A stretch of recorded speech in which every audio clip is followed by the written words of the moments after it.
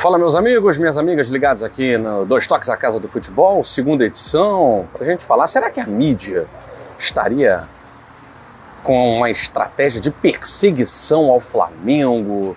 Pelo menos é o que o advogado do Bruno Henrique diz. Afinal de contas, uma delação premiada do senhor Douglas Barcelos pode piorar a situação do Bruno Henrique. E saiu uma entrevista do bloco abre aspas do GE com Arthur Jorge, também há poucos dias da estreia do Botafogo no Campeonato Brasileiro. John Textor respondeu a uma postagem. Seria também uma estratégia para atrapalhar a estreia do Botafogo, tirar o foco. A mídia é inimiga desses clubes? Olha, vamos falar sobre isso e muito mais depois da vinheta. Quero agradecer aos mais de 44 mil inscritos aqui no Dois Toques à Casa do Futebol. O canal está crescendo muito, graças a você, graças à sua moral, graças ao seu like. E você que está chegando pela primeira vez, se inscreve aqui no Dois Toques, que a gente fala tudo dos bastidores do mundo da bola. Gente, tá rolando uma polêmica aí entre o que Arthur Jorge falou, ao abre aspas do GE, e o que John Textor considera como verdade. Rolou até uma postagem do John Textor nas suas redes sociais, respondendo a uma matéria do GE, em que o Arthur Jorge diz que queria ter ficado no Botafogo, que ele queria ganhar mais títulos, tal, não sei o quê. Enfim, o que eu venho trazer aqui é qual é a utilidade dessa matéria agora. Bom, o jornalista vai dizer o seguinte: olha, o Arthur Jorge estava aqui no Brasil há 2 semanas, foi embora agora na terça-feira ao receber a medalha Tiradentes na Assembleia Legislativa do Rio de Janeiro. Então a gente fez, editou e lançamos agora, só deu para lançar agora e tal. Há quem diga que essa matéria já está pronta há um tempo. Ela poderia ter sido jogada no ar na semana passada, teria menos impacto, teria mais impacto. Confesso a vocês que o jornalista, o editor-chefe, ele pensa quando é que a matéria vai viralizar mais, quando é que ela vai engajar mais. E agora, faltando pouco tempo para a estreia do Botafogo no Mundial de Clubes, é o momento em que eles soltam isso. Se vai atrapalhar, se é indiferente e tal, eu não sei. Há quem diga que o timing estrategicamente é um modus operandi para perseguir, para atrapalhar, para tirar o foco, para desconcentrar e tal. Os jogadores não estão nem sabendo disso, o Renato Paiva não está nem aí para isso, mas o John Textor caiu na pilha. E a questão é, quem é que está falando a verdade? Foi o Arthur Jorge que, no abre aspas, disse que queria ter ficado mais, queria ter ganhado mais no Botafogo, que não quis sair. Bom, se o Arthur Jorge não quis sair, quem quis a saída do Arthur Jorge? E o John Textor, você está vendo aí, ele rebate lá no Instagram, na conta pessoal dele, essa frase do Arthur Jorge dizendo exatamente o que você está lendo. Se você não quer que a verdade seja dita, então pare de falar. E aí ele fala que o momento na Copa do Mundo de Clubes da FIFA é apenas para os escolhidos. Ou seja, não é o momento de se falar de Arthur Jorge. Eu acho que o torcedor do Botafogo comprou esse barulho, né? Eu não vejo aqui um AJ versus Textor. O torcedor do Botafogo, unanimidade, é muito grato ao Arthur Jorge pelo que ele fez no ano de 2024. Obviamente.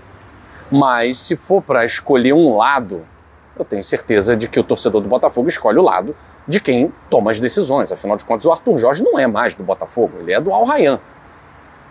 Então, nessa queda de braço, né, entre quem está falando a verdade, eu confesso a vocês, não faço ideia. Eu me lembro muito de uma declaração do John Textor, assim que acabou o Campeonato Brasileiro, em que ele fala que, olha, todo mundo vai ser assediado, até as cozinheiras do Botafogo, que são maravilhosas, vão ser assediadas pelo mercado, e é o momento de nós vermos quem são os escolhidos. Beleza. Essa fala pode ter sido uma indireta para o Arthur Jorge, o próprio John Textor vai falar, ele tem contrato com o Botafogo. E aí, eu acho que o John Textor tem razão nessa questão, porque é uma questão factual, não é opinião. O Arthur Jorge tinha contrato com o Botafogo. Se ele quisesse ficar no Botafogo, ele ficaria no Botafogo. Se ele recebeu uma proposta de um outro time, quem tinha que sentar à mesa com alguém seria o Arthur Jorge procurar o John Textor para conversar. Há também quem diga que o Arthur Jorge procurou e o John Textor não quis ouvir. E aí essa intransigência, né, acabou azedando a relação. E aí outras questões aqui que não cabe falar, mas eu acho que vai muito além de quem está falando a verdade. Eu acho que antes de chegarmos a esse questionamento, tem muita coisa ali. Tem o comportamento e o ego do Textor, de se achar desrespeitado, já que o seu funcionário estaria tramando, né, por trás. Tem o Arthur Jorge dizendo que não, que isso não é verdade, que ele queria ficar. Só que eu simplesmente tenho como opinião o seguinte: não necessariamente você precisa escolher um lado, mas que o timing dessa matéria não tem nada a ver, eu acho que não tem nada a ver. A gente tem que falar de Mundial de Clubes, a gente tem que falar do Botafogo, tem que falar do Renato Paiva, do trabalho que o Renato Paiva está começando a desenvolver, que me parece um trabalho que pode ser interessante. E essa briga aí, AJ John Textor, eu acho que pode ficar para depois do Mundial ou simplesmente não acontecer. Arthur Jorge está na história e o John Textor está fazendo a história no Botafogo. Agora vamos falar de um outro tipo de história, né? Nós anteontem, na verdade, fizemos aqui um especial sobre a situação do Bruno Henrique e parece que a situação está se complicando cada vez mais.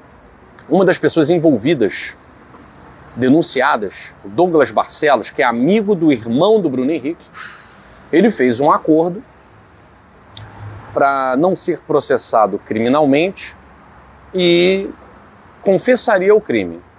Ele foi réu confesso, ele confessa, e além disso confessa que sabia que o Bruno Henrique levaria o terceiro cartão amarelo para beneficiar o esquema de apostas.